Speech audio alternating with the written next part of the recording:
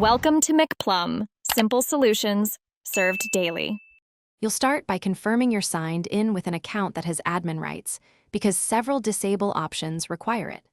Once confirmed, open OneDrive from the system tray icon or open Windows settings and search OneDrive.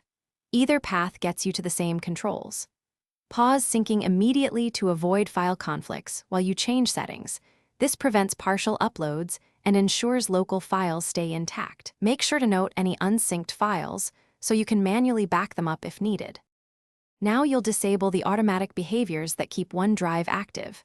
In OneDrive settings, go to Backup and turn off folder backup for desktop, documents, and pictures so those folders stop syncing automatically. Next, go to Account and choose Unlink this PC. That severs the connection without deleting your local files.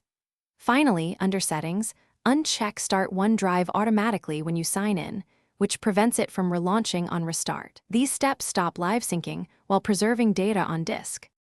To finish, pick whether to disable or remove OneDrive. For a reversible approach, use Group Policy or the registry to disable the app from running. This is safer for managed systems. If you prefer removal, open Apps and Features, find Microsoft OneDrive and choose Uninstall. Once complete, restart the PC and check that your local files are intact and no syncing occurs. Troubleshooting tip: if files go missing, sign back into OneDrive quickly and check the Cloud Recycle bin and the One. Thanks for watching. Stay juicy and subscribe.